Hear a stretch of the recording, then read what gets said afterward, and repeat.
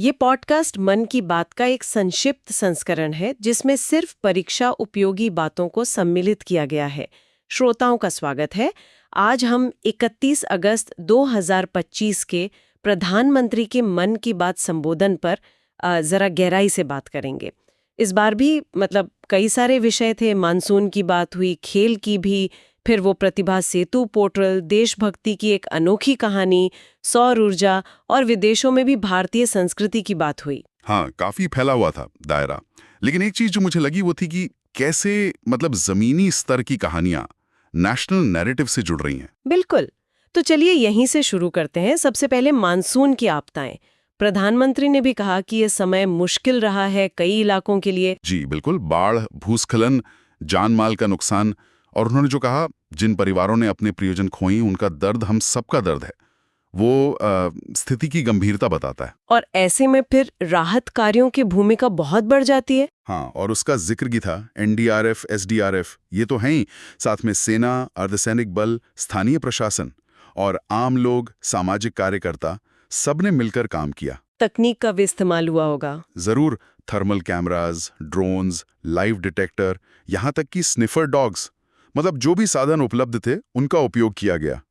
ये दिखाता है कि कैसे सब मिलकर चुनौती का सामना करते हैं। सही कहा। अच्छा, इसी मुश्किल समय के बीच जम्मू कश्मीर से कुछ बहुत अच्छी खबरें आईं। एक तो पुलवामा में डे नाइट क्रिकेट मैच। हाँ, रॉयल प्रीमियर लीग, वो भी पहली बार रात तक चला मैच, हजारों युवा जुटे थे। प्रधानमंत्री ने भी कहा कि ये बदलते भारत की तस्वीर है। पहले शायद सोचा भी नहीं जा सकता था। बिल्कुल। और दूसरा बड़ा इवेंट श्रीनगर में हुआ डल झील पर, पहला खेलो इंडिया वाटर स्पोर्ट्स फेस्टिवल। हाँ, वाटर स्पोर्ट्स। ये भी बड़ी बात है। बहुत बड़ी बात। ये सिर्फ खेल नहीं है, ये एक संकेत है कि हालात सामान्य हो रहे हैं, युवाओं को मौके मिल रहे हैं और वाटर स्पोर्ट्स को बढ़ावा भी मिल रहा है। कितने एथलीट्स थे? लगभग 800 से ज्यादा। और सबसे अच्छी बात, महिला एथलीटों की संख्या भी लगभग बराबर थी। अरे वाह, ये तो कमाल है। हाँ जी, मध्य प्रदेश, हरियाणा, उड़ीसा टॉप पर रहे। और जम्मू कश्मीर की मेहमान नवाजी की भी बहुत तारीफ हुई। खेल की बात चली रही है तो दो खिलाड़ियों का भी जिक्र था जिनसे प्रधानमंत्री ने बात की, रश्मिता साहू और मोहसिन अली। जी, रश्मिता उड़ीसा से कैनोइंग प्लेयर हैं, 41 पदक जिसमें 13 गोल्ड, और मोहसिन श्रीनगर के, जिन्होंने इसी वाटर स्पोर्ट्स फेस्टिवल में पहला गोल्ड जीता। इनकी कहानियां क्या कहती हैं? कैसे ये खिलाड़ी बन पाए? रश्मिता की कहानी देखिए। गांव में खेल का कोई माहौल नहीं था, पर नदी किनारे बोट्स देखती थी, वहीं से रुचि जागी। फिर साई सेंटर पहुंची, परिवार ने भी साथ दिया। अच्छा। और आज देखिए, 2 गोल्ड जीते उन्होंने खेलो इंडिया में। वो कहती हैं कि ये स्कीम लड़कियों के लिए, गरीब बच्चों के लिए बहुत अच्छी है। उनका मैसेज बड़ा सीधा था, खेल को छोड़ो मत, खेल से बहुत आगे जा सकते हैं। इंडिया को मेडल दिलवाना हमारा कर्तव्य है, ये भी कहा उन्होंने। हाँ, और मोहसिन, उनकी कहानी भी देखिए। डल झील के किनारे बड़े हुए, पिता ने हौसला बढ़ाया, एक ब्रिटिश मैम से ट्रेनिंग मिली और खेलो इंडिया में गोल्ड। उनके लिए तो बहुत बड़ा पल होगा। बहुत बड़ा। वो बता रहे थे कि परिवार में, स्कूल में कितना सम्मान मिला और अब उनका सपना है ओलंपिक में देश के लिए मेडल जीतना। वाह, एक मजदूर के बेटे का ओलंपिक का सपना। यही तो बात है। ये दिखाता है कि मौका मिले तो प्रतिभा कहीं से भी निकल सकती है। खेलो इंडिया जैसी योजनाएं यही तो कर रही हैं, जमीन पर प्रतिभा खोज रही हैं। बिल्कुल, जो खेलता है वो खिलता है, ये बात सही साबित हो रही है। हाँ जी। अच्छा, प्रतिभा की बात हो रही है तो एक और पहल का जिक्र था, प्रतिभा सेतु पोर्टल। ये यूपीएससी उम्मीदवारों से जुड़ा है। हाँ, ये एक बहुत ही अनोखी और जरूरी पहल है। देखिए, यूपीएससी की परीक्षा बहुत कठिन है। कई बहुत होनहार बच्चे मामूली अंतर से रह जाते हैं। हाँ बिल्कुल, बहुत करीब आकर चूक जाते हैं। चुके हैं, पर फाइनल लिस्ट में नहीं आ पाए, उनका एक डेटाबेस बनाता है। अच्छा, उनका टैलेंट बेकार न जाए। एग्जैक्टली। करीब 10,000 से ज्यादा ऐसे युवाओं की जानकारी इस पर है। अब प्राइवेट कंपनियां सीधे इस पूल से टैलेंट हायर कर सकती हैं। ये तो बहुत अच्छा है। और बताया गया कि सैकड़ों उम्मीदवारों को इसकी मदद से नौकरी मिली भी है। ये मानव संसाधन का कितना अच्छा उपयोग है, सोचिए, टैलेंट को सही अवसर से जोड़ना। वाकई में। अच्छा, प्रतिभा की एक और कहानी थी जो थोड़ी अलग थी, मध्य प्रदेश के शहडोल से, फुटबॉल वाली। हाँ, वो लेक्स फ्रीमैन वाले पॉडकास्ट का जिक्र था। प्रधानमंत्री ने उसमें शहडोल के फुटबॉल क्रेज की बात की थी। और उसको किसी जर्मन कोच ने सुन लिया। हाँ, डिटमार बायर्सडॉर्फ। वो जर्मनी के जाने माने फुटबॉल खिलाड़ी और कोच हैं। उन्होंने पॉडकास्ट सुना, उन्हें ये बात इतनी अच्छी लगी कि उन्होंने रिसर्च की। अरे वाह। फिर जर्मनी में भारतीय दूतावास से संपर्क किया और पेशकश की कि वो शहडोल के कुछ खिलाड़ियों को जर्मनी की एकेडमी में ट्रेनिंग देंगे। क्या बात है, मतलब एक पॉडकास्ट से इतना कुछ हो गया। हाँ, अब मध्य प्रदेश सरकार भी इसमें शामिल है। ये दिखाता है कि कैसे लोकल टैलेंट ग्लोबल अटेंशन पा सकता है और भारत में फुटबॉल का क्रेज भी बढ़ रहा है। प्रधानमंत्री ने तो कहा कि शहडोल जाकर वो स्पोर्टिंग रेवोल्यूशन देखना चाहिए। ये तो वाकई दिलचस्प है। अच्छा, एक और व्यक्ति का जिक्र हुआ जिनका काम बिल्कुल अलग है पर उतना ही प्रेरणादायक। सूरत के जितेंद्र सिंह राठौड़। जी, जितेंद्र सिंह जी एक सिक्योरिटी गार्ड, लेकिन उनका मिशन असाधारण है।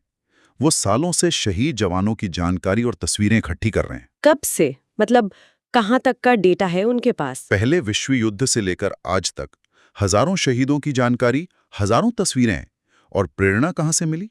एक शहीद के पिता के शब्दों से, बेटा गया तो क्या हुआ, वतन तो सलामत है ना। ओह, बहुत मार्मिक। क्योंकि मिट्टी खट्टी की है। मिट्टी खट्टी की है। हाँ, ये दिखाता है कि देशभक्ति कितनी गहरी और व्यक्तिगत हो सकती है। सिर्फ नारे नहीं, बल्कि एक क्रियाशील समर्पण। अद्भुत, सच में। जहां जितेंद्र जी अतीत के नायकों को याद कर रहे हैं, वहीं कुछ लोग भविष्य को संवारने में लगे हैं, जैसे बिहार की सोलर दीदी देवकी जी। हाँ, सौर ऊर्जा की बात हुई और देवकी जी का उदाहरण सामने आया। मुजफ्फरपुर की हैं वो। उनकी कहानी भी कमाल की है। क्या कहानी है उनकी? शुरू में काफी मुश्किलें थीं, फिर वो एक सेल्फ हेल्प ग्रुप से जुड़ी, वहां सोलर पंप के बारे में पता चला, उन्होंने हिम्मत करके लगवाया। और उसका असर? जबरदस्त। पहले कुछ ही एकड़ सींच पाती थीं, अब 40 एकड़ से ज्यादा जमीन पर सिंचाई कर लेती हैं।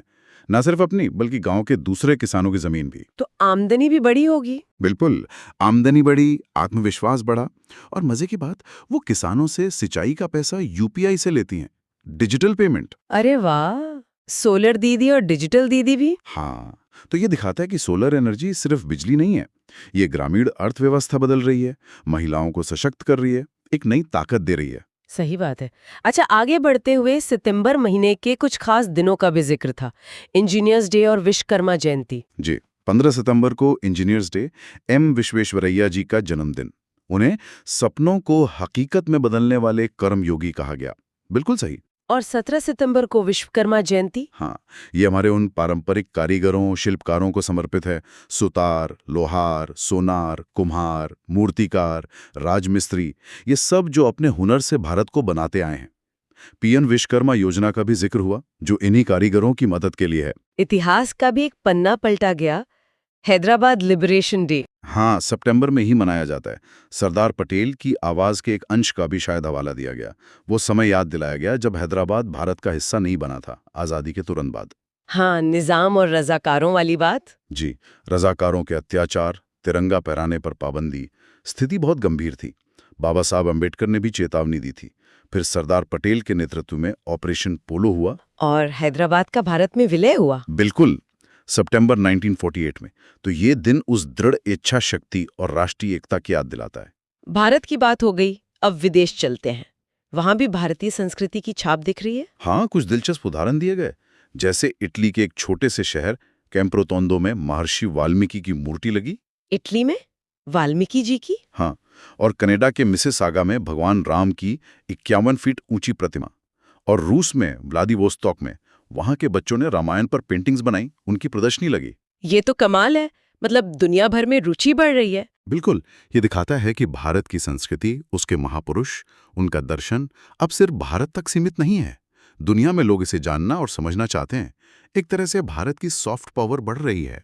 और आखिर में त्योहारों की बात हुई, गणेश उत्सव आने वाला है। जी, और उसके साथ ही स्वदेशी अपनाने की अपील फिर से दोहराई गई। वोकल फॉर लोकल का मंत्र। मतलब भारत में बनी चीजें इस्तेमाल करें। हाँ, उपहार हों, कपड़े हों, सजावट का सामान हो, कोशिश करें कि भारतीय उत्पाद खरीदें।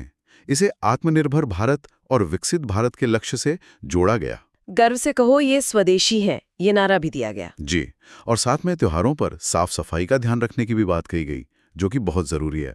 तो अगर हम पूरी बात को समेटें तो कई अहम चीजें निकल कर आईं। आपदाओं में एकजुटता, खेलों से युवाओं का सशक्तिकरण, प्रतिभा को मंच देने के नए तरीके जैसे प्रतिभा सेतु, सोलर एनर्जी से बदलाव, देशभक्ति की अनूठी मिसालें, दुनिया में संस्कृति का प्रसार और आत्मनिर्भरता का संकल्प। बिल्कुल। और जैसा मैंने शुरू में कहा था, इन सब में एक धागा दिखता है, जमीनी स्तर की ऊर्जा का। सोलर दीदी हों, शहडोल के खिलाड़ी हों, जितेंद्र सिंह जी हों, रश्मिता मोहसिन हों, ये सब व्यक्तिगत या स्थानीय स्तर की कहानियां हैं। हाँ। पर इनका असर राष्ट्रीय है, कभी-कभी अंतर्राष्ट्रीय भी। तो यहाँ एक सवाल उठता है ना कि ऐसी जो हजारों लाखों छोटी-छोटी पहलें, छोटी-छोटी ऊर्जाएं देश भर में हैं, उन्हें हम और कैसे पहचानें, कैसे उन्हें सींचें, ताकि वो बड़े बदलाव की नींव बन सकें। ये सोचने वाली बात है कि कैसे इन जमीनी प्रयासों को और बल दिया जाए। एक महत्वपूर्ण प्रश्न है ये। श्रोता भी इस पर सोच सकते हैं, अपने विचार भेज सकते हैं। तो आज के लिए इतना ही। अगली बार फिर मिलेंगे कुछ नए विषयों और विश्लेषण के साथ। नमस्कार। नमस्कार।